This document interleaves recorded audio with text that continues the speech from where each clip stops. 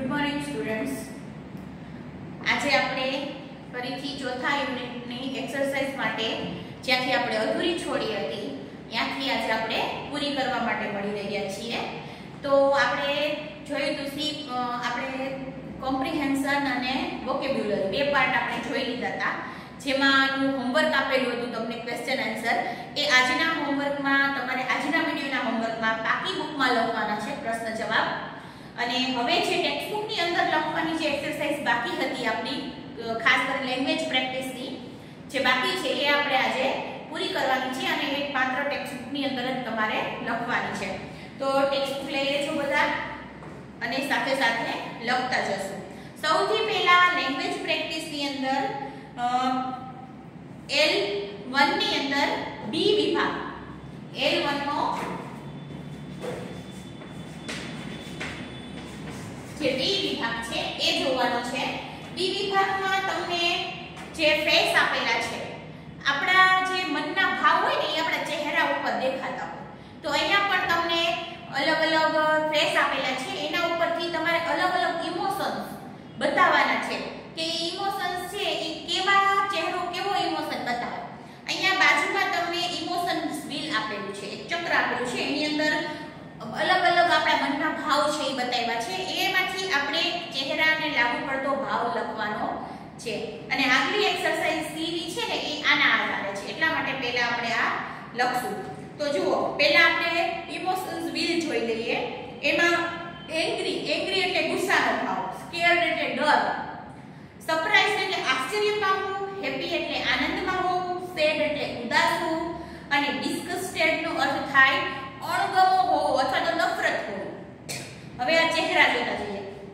ઉપરની ત્રણની લાઈન છે એમાં જોઈએ પહેલા. તો પહેલો ચહેરો છે એ જોઈ અને આપણને ખબર પડે કે એ ચહેરો છે એ કયો ભાવ બતાવે છે. તો પહેલામાં આવશે હેપી.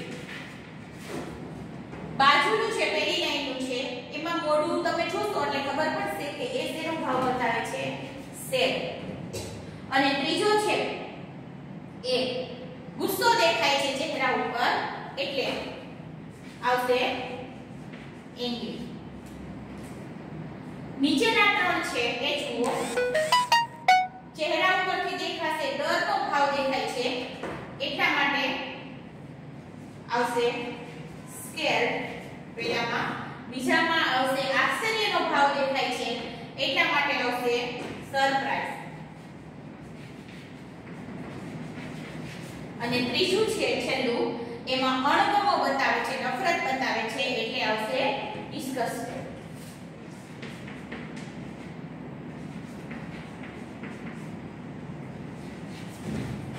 તો આવી રીતે આ 6 છે એ ચહેરાના ભાવ છે. એના આધારે આપણે સી એક્સરસાઇઝ છે એ કરવાની છે. હવે સી એક્સરસાઇઝમાં જુઓ, જે આપણે આ ચહેરાના જે ભાવ જોયા એ ભાવને આધારે તમારે સિચ્યુએશન ઉપરથી કયો ભાવ ઉત્પન્ન થાય એ ખાલી જગ્યામાં લખવાનું છે. હવે પહેલું જુઓ, I am telling you this 7th time. હું તને આ 7મી વખત કહું છું. Still you are not listening. હજી તું સાંભળતો નથી. Are you deaf? બહેરો છે તું? જ્યારે આવું વાક્ય કોઈ કહેતું હોય ત્યારે ગુસ્સો હોય, તો ગુસ્સાનો ભાવ દર્શાવવા માટે અહીંયા કયો ભાવ લખશું આપણે? પહેલાની અંદર એંગ્રી. હવે બીજું, હુર્રા, we have won the tournament. હુર્રા, અમે ટુર્નામેન્ટ જીતી ગયા. Let's have great celebration. ચાલો આપણે ગ્રેટ સેલિબ્રેશન કરીએ, ઉજવણી કરીએ. તો અહીંયા આનંદનો ભાવ હોય, જ્યારે આપણે મેચ જીતી ગયા હોય ટુર્નામેન્ટ ત્યારે આનંદથી સેલિબ્રેશન કરતા હોય એટલે અહીંયા ભાવ કેવો લખશું આપણે? હેપી. ત્રીજું છે ઓ ગોડ, અરે ભગવાન, it's so dark over there. ત્યાં ખૂબ અંધારું છે. I hear hissing. Hissing એટલે સસડાટ. મને કંઈક સસડાટ એવો અવાજ સંભળાય છે. There might be a snake. કદાચ ત્યાં સાપ હોવો જોઈએ. હવે આવો ભાવ જ્યારે આવું વાત કરતા હોય ત્યારે મનની અંદર કયો ભાવ હોય? ડર. તો અહીંયા ત્રીજામાં શું આવશે? સ્કેર્ડ. ચોથું, યુક. How dirty this place is. યુક, કેવી ગંદી જગ્યા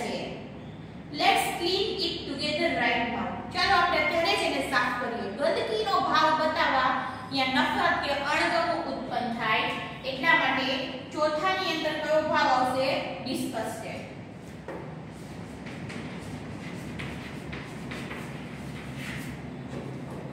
પાંચમું છે oh what a huge skeleton it is. I can't think of such a giant whale.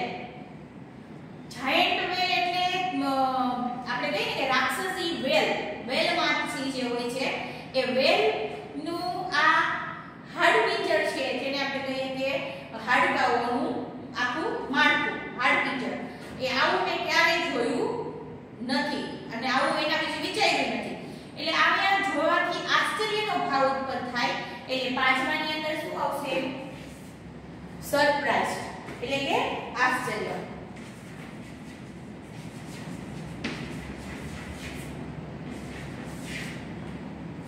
છઠ્ઠામાં જુઓ ડોન્ટ શેડ ટીયર્સ. આંસુઓ પાડશો નહીં, જસ્ટ સ્માઈલ. માત્ર આનંદ સ્માઈલ કરો. Everything will be okay. બધું બરાબર થઈ જશે. આવું આપણે ક્યારે કોને કહેતા હોય કે જ્યારે કોઈ દુખી હોય ત્યારે. તો અહીંયા કેવો ભાવ હોય? સેડ. તો આ હતા આપણા અલગ અલગ ફેસીસના હાવભાવ અને આ એના પરથી સિચ્યુએશન પ્રમાણે એના મનના ભાવ. અહીંયા આપણે જે બી અને સી L1 નો જે કરવાનો હતો એ કરી દીધો છે. હવે આપણે સીધું L3 માં જવાનું છે. તો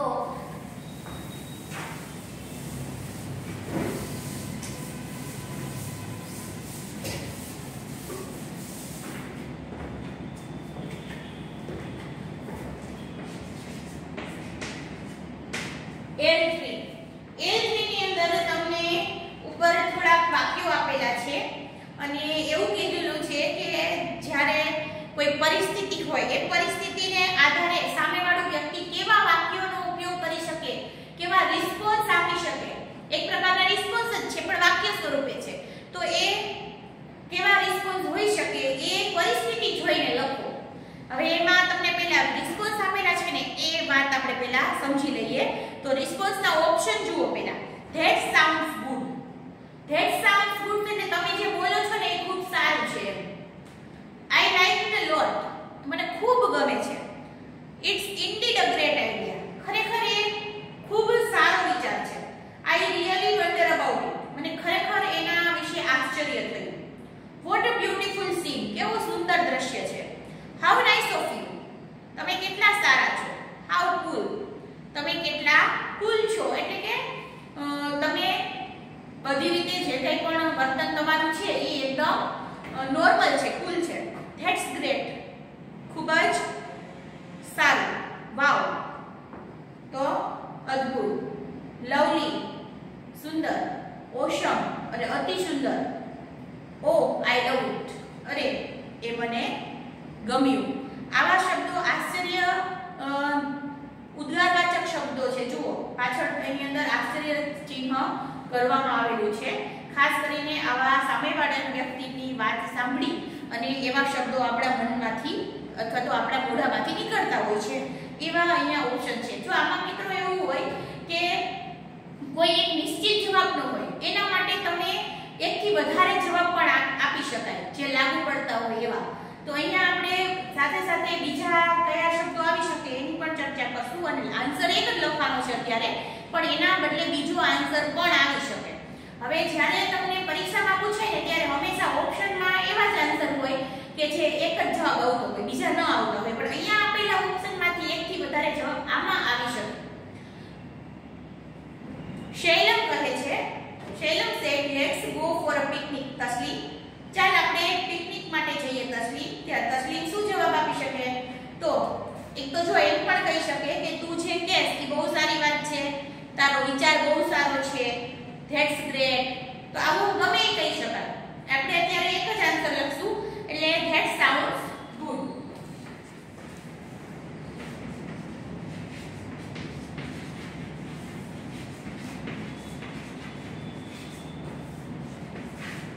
પણ આના બદલે ધેટ્સ ગ્રેટ, પછી it's indeed a great idea, પછી તમે બીજું લખવું હોય તો તમે લખી શકો કે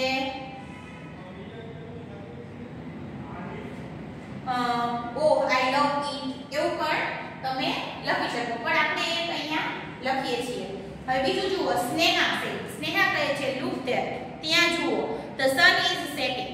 સન છે એ સેટિંગ એટલે આથમી રહ્યો છે. વિશ્વાસ છે, વિશ્વાસ શું કહી શકે? હવે સૂર્ય આથમવાનું જે દ્રશ્ય હોય તો એ કેવું હોય? એકદમ સુંદર દેખાતું હોય, સારું દેખાતું હોય. એટલે આપણા મનમાંથી કેવો વાવ થાય? વાવ, લવલી, ઓશમ, પછી વોટ્સ અ બ્યુટીફુલ સીન, આવું કંઈ પણ આપણે એમાં કહી શકીએ. તો અત્યારે આપણે લખશું વોટ અ બ્યુટીફુલ સીન.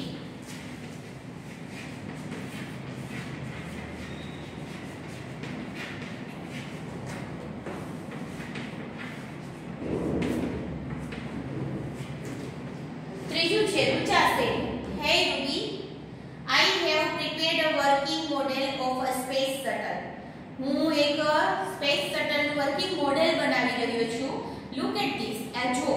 હવે કોઈ એવું સરસ મજાનું વર્કિંગ મોડેલ બનાવી રહ્યું હોય તો આપણે એના વખાણ કરતા ધેટ્સ ગ્રેટ કહી શકીએ, વાવ કહી શકીએ, ઓસમ કહી શકીએ, અથવા એટલે કે ટૂંકમાં કંઈક સારી એવી વાત આપણે એને કહી શકીએ. તો આપણે એમાંથી કોઈ પણ ઓપ્શન અહીંયા લખી શકશું. તો આપણે અત્યારે લખશું ધેટ્સ ગ્રેટ.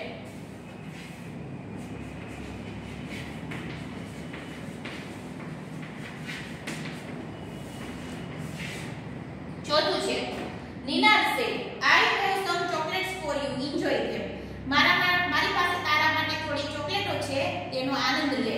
હવે કોઈ આપણને ચોકલેટ આપે અને આપણે ત્યારે એને શું કહી શકીએ? તો હાઉ નાઇસ ઓફ યુ, તમે ખૂબ સારા છો. પછી ઓ આઈ લવ ઇટ, અરે મને ખૂબ ભાવે છે, આવું આપણે કહી શકીએ. તો આ બેમાંથી કોઈ પણ જવાબ તમે લખી શકો. અહીંયા આપણે લખીએ છીએ હાઉ નાઇસ ઓફ યુ.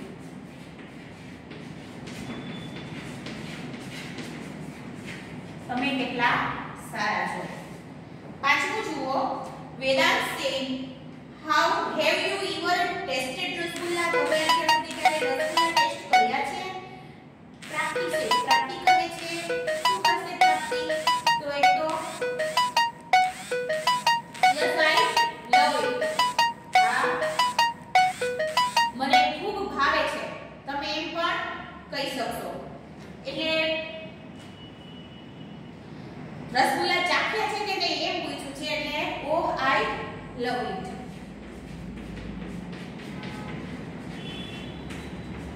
મને એ ખૂબ ભાવે છે અથવા ખૂબ ગમે છે. સુરજા છે, સુરજા કહે છે that shop has new fancy T-shirts on cell. આ શોપમાં ન્યુ ફેન્સી ટી-શર્ટ છે એના પર સેલ છે. લેટ્સ બાય સમ, ચાલ આપણે થોડા ખરીદી લઈએ. કૃપલ છે, તો કૃપલ શું કહેશે? તો એક તો કહી શકે ધેટ્સ અ ગ્રેટ આઈડિયા, સારો વિચાર છે. ધેટ્સ ગ્રેટ કહી શકે. આવું કોઈ પણ જવાબ બેમાંથી લખી શકાય. તો આપણે અહીંયા લખશું, અથવા તો એમ પણ લખી શકાય it's indeed a great idea, ખરેખર સારો વિચાર છે, તારો આઈડિયા ગ્રેટ છે. તો ઇટ્સ ઇન્ડીડ ગ્રેટ આઈડિયા, ખરેખર તારો આઈડિયા છે એ સારો છે. હવે આપણે આગળ L3 ની જે એ વિભાગની એક્સરસાઇઝ છે એ કરવાની છે. L3 માં એ વિભાગ જુઓ.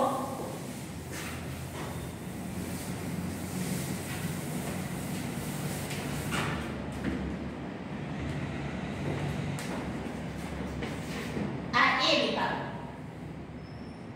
હવે L3 ના એ વિભાગની અંદર તમને પરિસ્થિતિ, સિચ્યુએશન આપેલી છે અને સામે એક્સપ્રેશન, રિસ્પોન્સ આપેલા છે.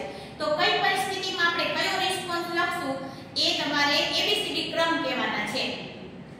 તો પહેલા આપણે રિસ્પોન્સ જોઈ લઈએ. નાઇસ ટુ મીટ યુ, તમને મળીને આનંદ થયો. આઈ એમ વેરી સોરી, મને માફ કરજો. બેસ્ટ ઓફ લક એટલે શુભેચ્છાઓ, આગળના સારા ભવિષ્યની શુભેચ્છાઓ. ગેટ વેલ સૂન, ઝડપથી તમે હમણાં સારા થઈ જશો. ઓ આઈ કાન્ટ બિલીવ ઇટ, અરે એ મારું મને માયનામાં નથી આવતું અથવા તો હું માની નથી શકતો. બેડ લક એટલે આપણું ખરાબ ભાગ્ય તે દુર્ભાગ્ય. હેપી જર્ની, તમારી મુસાફરી આનંદમય રહે. થેન્ક યુ વેરી મચ, તમારો ખૂબ ખૂબ આભાર. કોંગ્રેચ્યુલેશન એટલે અભિનંદન, અને સો નાઇસ ઓફ યુ એટલે તમે કેટલા સારા છો. આવા રિસ્પોન્સ છે આટલા ઓપ્શનમાં, અને સામે પરિસ્થિતિ પ્રમાણે આપણે ABCD ક્રમના કૌંસમાં લખતા જવાના છે. તો પહેલી સિચ્યુએશન જુઓ. એક્ઝામ્પલ તમને આપેલું છે જવાબ, wishing your brother before examination. તમારા બ્રધર છે એક્ઝામ આપવા જતો હોય તો એમને વિશ કરવું હોય એક્ઝામ પહેલા, તો તમે શું કહેશો? તો આપણે એને બેસ્ટ ઓફ લક કહીએ. સી જવાબ પહેલામાં આપેલો જ છે આપણને, પહેલામાં આવશે સી. બીજામાં યોર નેબર ઇઝ સિક, તમારો પડોશી બીમાર છે તો તમે એને શું કહેશો? કે હમણાં સારું થઈ જશે, આપણે એવું જ કહીએ ને. તો શું આવે? ગેટ વેલ સૂન. તો બીજામાં શું ઓપ્શન આવશે? ડી. ત્રીજું છે your uncle is going abroad, તમારા અંકલ છે એ અબ્રોડ જઈ રહ્યા છે, વિદેશ જઈ રહ્યા છે, તો એમને આપણે સારી મુસાફરીની શુભેચ્છા આપીએ ને તો હેપી જર્ની કહી શકાય. તો હેપી જર્ની માટેનો ઓપ્શન અહીંયા ત્રીજામાં શું આવશે? જી. ચોથું છે the gift was presented by your friend. Gift છે એ તમારા ફ્રેન્ડ દ્વારા તમને પ્રેઝન્ટ આપવામાં આવે છે અથવા તમારી સામે આપવામાં આવે છે, તો તમે એને ત્યારે શું કહેશો? કોઈ ગિફ્ટ આપે તો આપણે નોર્મલી એને થેન્ક યુ જ કહીએ ને. તો એના શું જવાબ આવશે? ચોથામાં H, thank you so much. પાંચમું છે to the players who have just lost the final match. એ પ્લેયરો કે જે હમણાં જ મેચ હારી ગયા છે તો તમે એને શું કહેશો? તો હાર્યા હોય એને આપણે આશ્વાસન આપવા માટે આપણે શું કહી શકાય? ડેડ લક, એમ તમારું દુર્ભાગ્ય હતું. તો અહીંયા આવશે પાંચમામાં એફ. છઠ્ઠું વાક્ય છે your cousin has passed the board exam with 90%. તમારા કઝિને 90% સાથે બોર્ડની એક્ઝામ પાસ કરી છે તો એના માટે આપણે અભિનંદન આપવા શું કહીએ? કોંગ્રેચ્યુલેશન્સ. તો છઠ્ઠામાં આવશે આઈ, કોંગ્રેચ્યુલેશન્સ. સાતમું જુઓ you are meeting a new friend. તમે નવા મિત્રને મળી રહ્યા છો તો સ્વાભાવિક છે કે આપણે નવા મિત્રને કે નવા વ્યક્તિને કોઈને મળીએ તો તમને મળીને આનંદ થયો, આવું જ આપણે કહેતા હોઈએ. તો એની અંદર નાઇસ ટુ મીટ યુ માટે કયો ઓપ્શન છે? એ. હવે આઠમું છે યુ સ્ટેપ્ડ ઓન સમવન્સ ફૂટ અનનોઇંગલી. અજાણતા તમે કોકના પગ ઉપર પગ દઈ દો છો તો કોકના પગ ઉપર આપણો પગ આવી જાય તો આપણે એને સોરી જ કહીએ ને. તો એના માટે કયો ઓપ્શન લાગુ પડશે? અહીંયા આઈ એમ વેરી સોરી. તો આઠમામાં આવશે B option, I am very sorry. નવમું છે a person helps you in lifting a heavy weight. એક વ્યક્તિ તમને ભારે થેલીઓ ઉપાડવામાં મદદ કરે છે. તો કોઈ આપણને મદદ કરે ત્યારે અને કોઈ સારું વ્યક્તિ હોય ત્યારે જ આપણને આપણો સામાન ઉપાડવામાં મદદ કરે ને તો આપણે એને શું કહીએ? તમે ખૂબ સારા છો, એમ વખાણ કરતા કહીએ. તો અહીંયા શું આવે? સો નાઇસ ઓફ યુ. એટલે ઓપ્શન કયો આવશે? છે. 10મું છે you have been declared as a winner in the essay competition. એસેની કોમ્પિટિશનમાં તમે વિનર થયા છો એવું જાહેર કરવામાં આવે છે. હવે એવું અચાનક જ્યારે જાહેર થાય ત્યારે આપણને આશ્ચર્ય થાય કે ભાઈ મારો નંબર આવ્યો એમ. તો આશ્ચર્ય સાથે ઓહ આઈ કાન્ટ બિલીવ ઇટ, અરે મને તો માયનામાં નથી આવતું કે મારો નંબર આવ્યો. તો એટલા માટે અહીંયા ઓપ્શન કયો આવશે? ઈ. આ હતું એ વિભાગ. હવે આપણે કયો વિભાગ કરવાનો છે? આ L3 નો બી વિભાગ. હવે L3 ના બી વિભાગમાં પણ જેમ આપણે પહેલા અલગ અલગ એક ભાવ જોયા હતા મનના, આનંદનો ભાવ, દુઃખનો ભાવ, એવા અહીંયા ભાવ આપેલા છે. 5 ખાલી જગ્યા છે અને 5 જ ઓપ્શન આપેલા છે તમને. તો પહેલા ઓપ્શન જોઈ લઈએ. ડિસ્ગસ્ટેડ એટલે આ બધા આગળ આવી ગયા જ છે.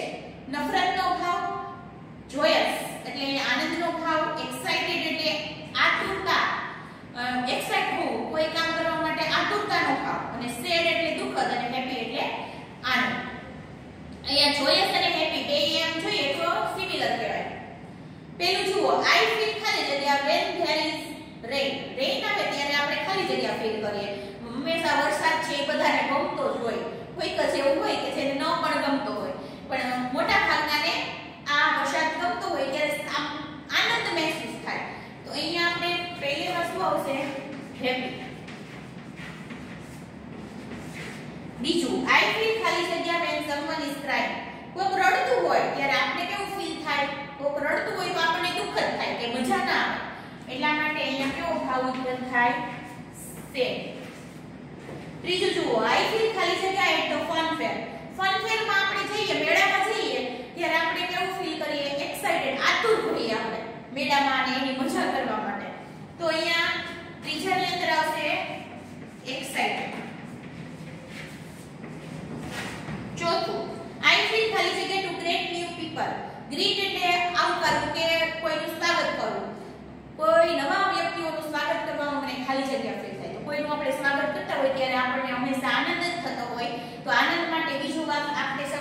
હેપી સિવાયનો કયો આપેલો છે જોયસ.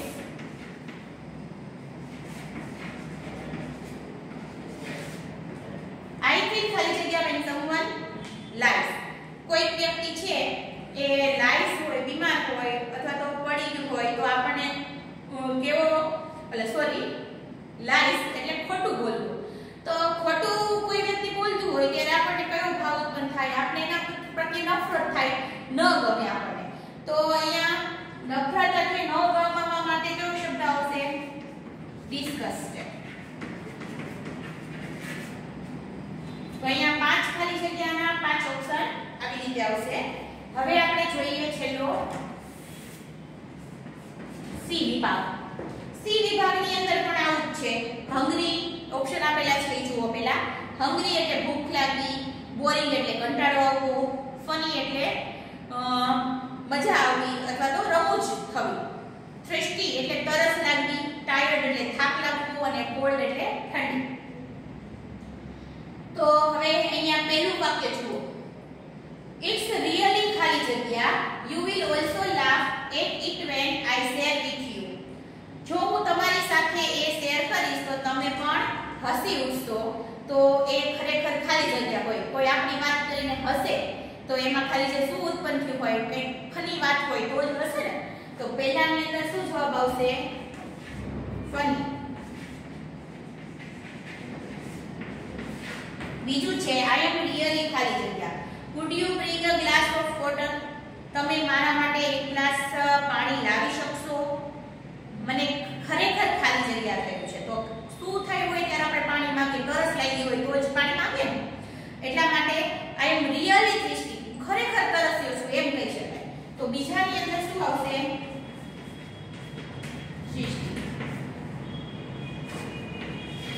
ત્રીજું you look ખાલી જગ્યા why don't you take rest? તમે આરામ શા માટે નથી કરતા? તમે ખાલી જગ્યા દેખાવ છો. હવે કેવા દેખાતા હોય તો આરામ કરવાનો હોય, થાકેલા દેખાતા હોય તો ને. એટલા માટે થાકેલા માટે કયો શબ્દ છે ત્રીજામાં? તો tired. It's very ખાલી જગ્યા put on your woolen jacket. તમારું woolen jacket પહેરી લ્યો. ખાલી જગ્યા છે ખરેખર. તો ખરેખર ઠંડી હોય તો જ જેકેટ પહેરવાનું હોય. તો it's very cold, ઠંડી છે. તો ચોથામાં cold. પાંચમું જુઓ I am ખાલી જગ્યા let's go and get some snacks. ચાલો આપણે જઈએ અને થોડોક નાસ્તો કરીએ. I am ખાલી જગ્યા મને ખાલી જગ્યા થયું, નાસ્તો કરવા જવું એટલે ભૂખ જ લાગી હોય ને. એટલે પાંચમામાં શું આવશે? I am hungry, મને ભૂખ લાગી છે. છઠ્ઠું the snow is ખાલી જગ્યા so is ખાલી જગ્યા let's go outside and move around. ચાલો આપણે બહાર જઈએ અને આટા મારીએ અથવા તો આજુબાજુમાં ફરીએ. તો ખાલી જગ્યા છે. શો કેવો હોય? બોરિંગ હોય તો જ આપણે અહીંયાથી મૂકીને બહાર જવાની ઈચ્છા થાય ને. એટલા માટે બોરિંગ. અહીંયા શો કેવો લખશું આપણે? બોરિંગ. આ હતી સી ખાલી જગ્યા. હવે આપણે આગળનું જે કંઈ પણ એક્સરસાઇઝ છે એ કંઈ નથી કરવાની આ પાઠની. અહીંયા તમારા આ ચોથા પાઠની બધી એક્સરસાઇઝ પૂરી થઈ. જેટલી કરાયેલી એક્સરસાઇઝ એટલી જ તમારે કરવાની છે. અને ફરી પાછું યાદ કરાવી દઉં, આજના હોમવર્કમાં સી વિભાગના જે પ્રશ્ન જવાબ છે એ તમારે આજના હોમવર્કમાં બાકી રૂપમાં લખવાના છે. અહીંયા તમારું યુનિટ 4 છે પૂરું થઈ ગયું. હવે આપણે નવા યુનિટ સાથે આપણે આગલા સેશનમાં મળશું. Thank you.